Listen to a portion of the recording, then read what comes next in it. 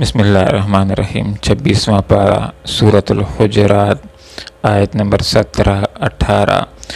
اعوذ باللہ من الشیطان الرجیم بسم اللہ الرحمن الرحیم یمنون علیک ان اسلموا قل لا تمنوا علی اسلامکم بل اللہ یمن علیکم ان ہداکم للایمان ان کنتم صادقین ان اللہ یعلم غیب السماوات والارض واللہ بصیر بما تعملون صدق اللہ العظیم سبحانک لا علم لنا الا ما علمتنا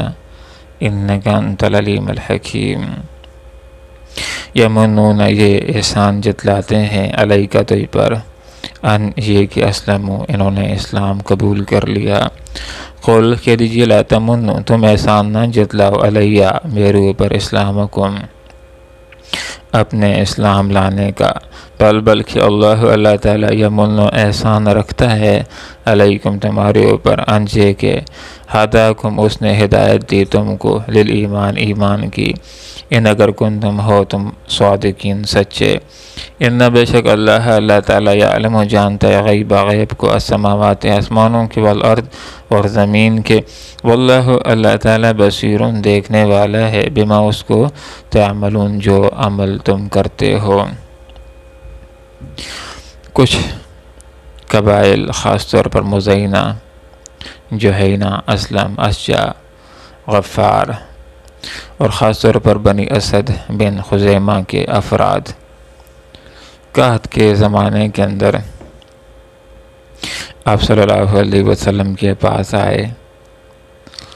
اور اپنا اسلام جتلانے لگے کہ اللہ کے رسول فلاں قبائل کے ساتھ آپ نے جنگ کی ہے اور ہم تو بغیر لڑے بڑے مسلمان ہو گئے ہیں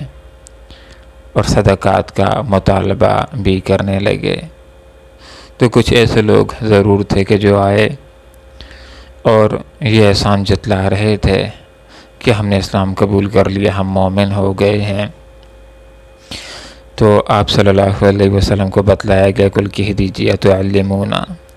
آپ صلی اللہ علیہ وسلم ان لوگوں سے کہہ دیجیے کہ کیا تم خبر دیتے ہو اللہ تعالیٰ کو بھی دینکم اپنے دین کی، اللہ رب العالمین کو تم بتلاتے ہو کہ ہم نے ایمان قبول کر لیا،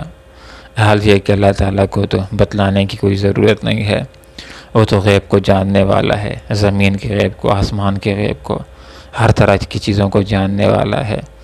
لہذا اگر کوئی بندہ مومن ہو گیا، مسلمان ہو گیا ہے تو اس کی بھی اعلانات کرنے کی کوئی ضرورت نہیں ہے، بلکہ اللہ رب العالمین خود جانتا ہے کہ کون مومن مخلص ہو گیا ہے اور کون مومن مخلص نہیں ہوا۔ یمنون یہ احسان جتلاتے ہیں علیہ تیرے اوپر ان اسلموا یہ کہ انہوں نے اسلام کو قبول کر لیا ہے۔ یہ آپ صلی اللہ علیہ وسلم ان لوگوں سے یہ بات کہہ دیجئے لا تمنوا علی اسلامکم، اپنا اسلام قبول کرنا اس کا احسان میرے اوپر نہ جتلاؤ، بلکہ فرمایا بل اللہ، بندے کی سوچ تو یہ ہونی چاہیے کہ اللہ یمن علیکم، اللہ تمہارے اوپر احسان رکھتا ہے اگر بالفرض واقعی تم مومن ہو گئے ہو۔ یہاں پر یہ بات سمجھا دی گئی کہ واقعی اگر کوئی انسان مسلمان ہو گیا ہے تو اس کا اللہ رب العالمین کے اوپر کوئی احسان نہیں ہے،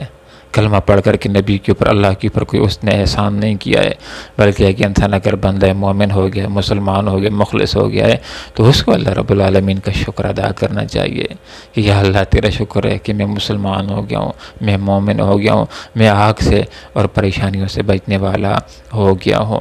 ایک روایت کا یہ مفہوم ہے کہ ساری دنیا کے انسان اگر کافر ہو جاتے ہیں تو اس سے اللہ تعالیٰ کی خدائی کے اندر کوئی نقص واقعہ نہیں ہوگا، اور اگر پوری دنیا کے انسان مومن ہو جاتے ہیں تو اللہ رب العالمین کی خدائی کے اندر کوئی اضافہ نہیں ہوگا۔ ایک انسان اگر مسلمان ہو گیا ہے تو اللہ کا کوئی فائدہ نہیں ہے بلکہ انسان کا اپنا فائدہ ہوگا۔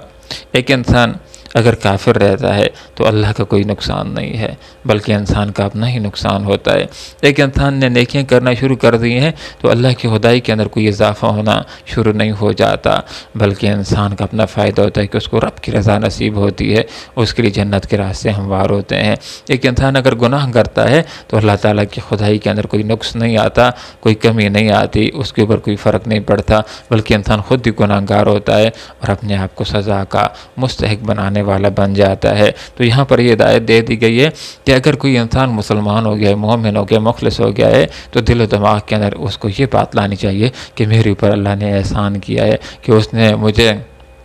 ایمان کی توفیق دے دی ہے، مجھے اللہ تعالیٰ نے مسلمانوں کے گھروں کے اندر پیدا کر لیا ہے۔ ان اللہ بے شک اللہ تعالیٰ یعلم جانتا ہے غیب السماوات والارض، زمین اور آسمان کے غیب کو۔ تو وہ پروردگار جو زمین اور آسمان کے غیب کو جانتا ہے تو کیا اس بات کو نہیں جانتا کہ کون مسلمان ہو گیا ہے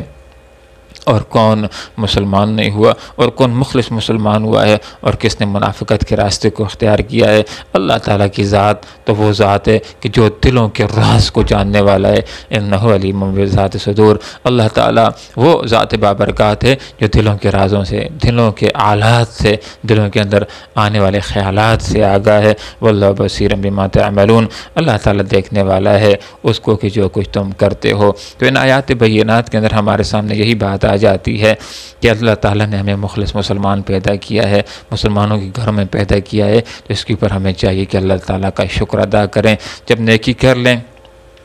تب بھی اللہ تعالیٰ کا شکر ادا کریں کہ یا اللہ تو نے نیکی کرنے کی توفیق دی ہے، اور پھر اس کے قبول ہونے کے لیے دعا بھی کرنی چاہیے، نہ کہ ایک انسان نیکیاں کرے اور فخر اور گمنڈ کرنا شروع کر دے۔ اور ایک انسان اگر گناہوں سے بچ رہا ہے تو اس کے اوپر بھی اس کو اللہ تعالیٰ کا شکر ادا کرنا چاہیے کہ یا اللہ تیرا شکر ہے کہ تو نے گناہوں کے مواقع نہیں دیے۔ اور اگر کوئی گناہ کا موقع مل بھی جاتا ہے، انسان بچ جاتا ہے، تو تب بھی کوئی فخر اور کوئی گمنڈ اور کوئی غرور نہیں آنا چاہیے، بلکہ اللہ تعالیٰ ہی کا شکر ادا کرنا چاہیے کہ یا اللہ نفس ہمارا تو گناہوں کی طرف آمادہ کرنے والا ہے، لیکن تیری ذات بابرکات ہے کہ تو نے گناہ سے محفوظ کر لیا ہے۔ اور اگر کوئی گناہ ہو جائے تو انسان کو چاہیے کہ انسان